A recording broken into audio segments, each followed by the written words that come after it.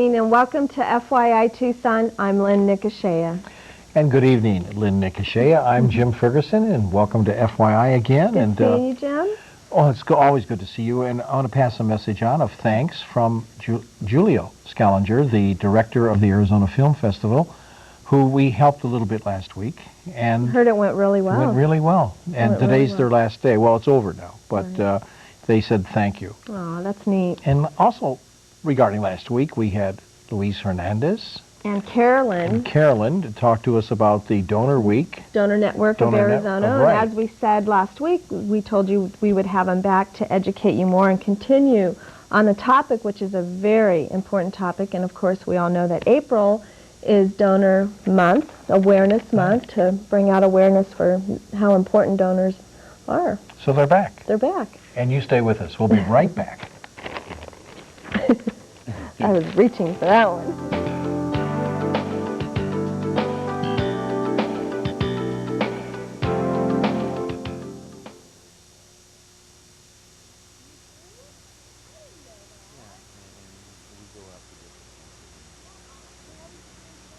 Just something to do. Did you touch them? Well, you know, anybody can be on it. You just have to go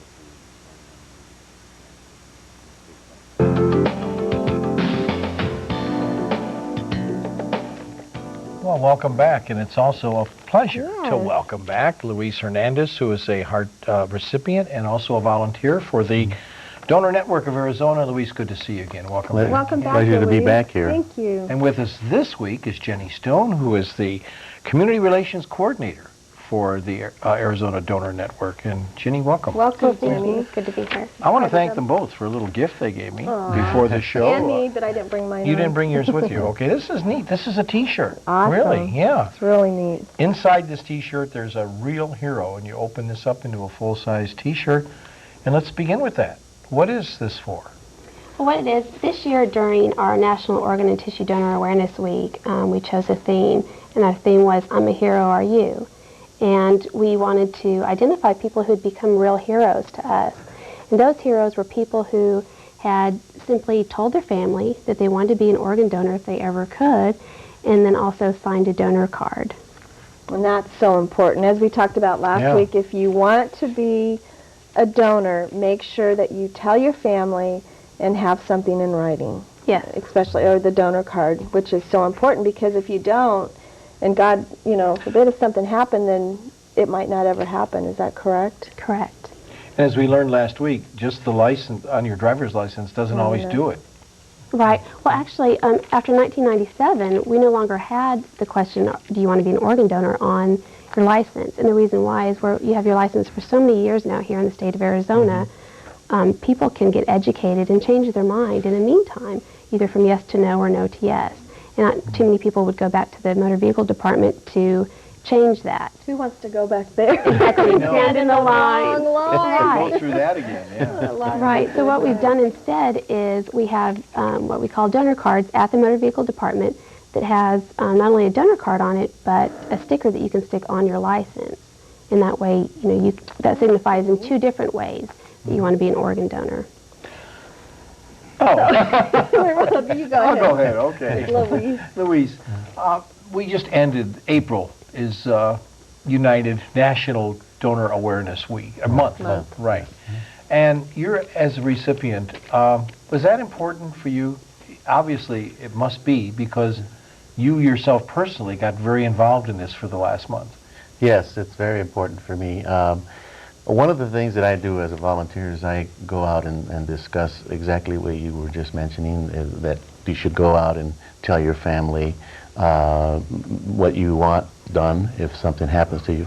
But it's also important to note that there's a lot of people out there that are waiting for organs, and you know, it could happen to you, anybody. It could happen to anybody. So it's very important for people to understand that it's not only donating, but also the fact that the more people sign up for this, your chances of getting an organ, if you need one, are much, much better. I mean, you never think it could happen to you, but it did happen to you, Happened to me. Louise, and you know, you were not in a good way for a long time until Right. you received your new heart. On that note, why don't you go ahead and tell us your story and what Well, happened? you know, it's really funny because my entire life I've been very, very active. I exercise a lot. I don't smoke. I never had any heart problems up until the time that I actually had a heart problem, which I had congestive heart failure, and it happened so quickly. It was due to some viral infection, as I understand it. It happened so quickly that, and it was so bad that they would not allow me out of the hospital. So I was in the hospital for 3 months. Was there any warning up to then, Louise? I mean, attack? was it hereditary, or did you have any kind of conditions to warn you that maybe you were going to have heart? You know what I'm saying? Right, right. You know, there was very little warning. Occasionally, I would get feel weak. I remember I used to go to Flagstaff and go hiking a lot, and one year I just couldn't get up there anymore, and I thought it was because of the elevation.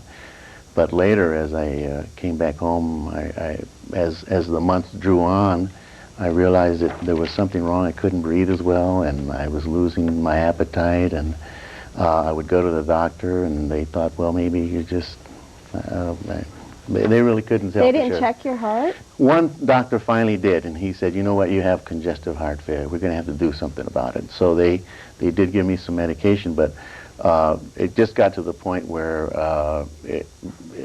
I just collapsed one day. And Was it a heart attack? no, my heart just failed on me. It's not the same as a heart attack.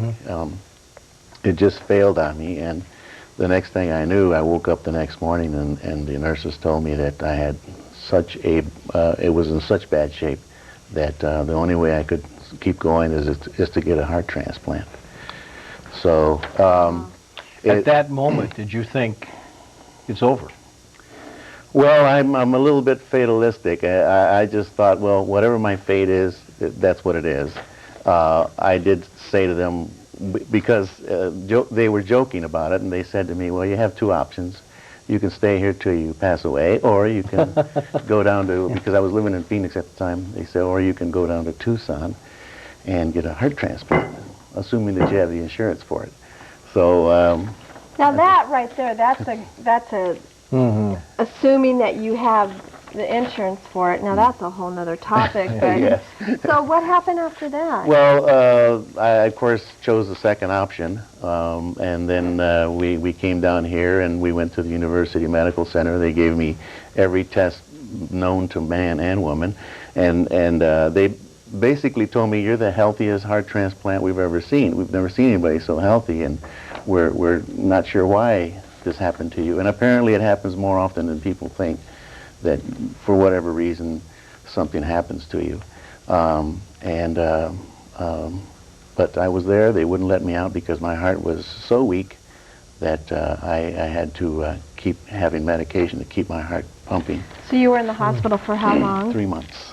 And then what happened? And then the last week of November, right prior to Thanksgiving, they found a donor in Phoenix, and they told me about it, and I got so excited about it because up until that point it was, well, as I said, whatever happens, happens. But when they told me that there was a donor, I got so excited that they had to give me some medication to calm me down.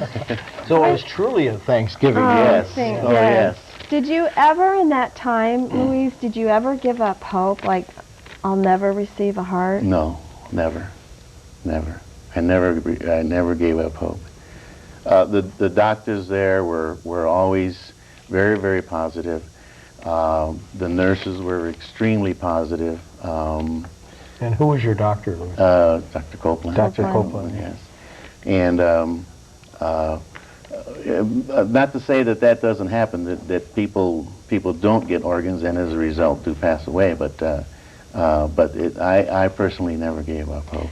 Jenny, working with the Donor Network, I mean, it was tragic that someone lost their life, but something good came out of it. They were a donor, and Louise is living today because of that person. So I'm sure that for the family that lost a loved one, I mean, there has to be some kind of satisfaction that they gave something to someone else. They gave them life. There is, and actually... And Jenny, excuse me, I hate to interrupt you, but can you hold that thought? Yes. Hold that thought. We have to go to a commercial. Jim's saying we have to go to the Yes, we do. And we'll come back with that right after this. Don't go away.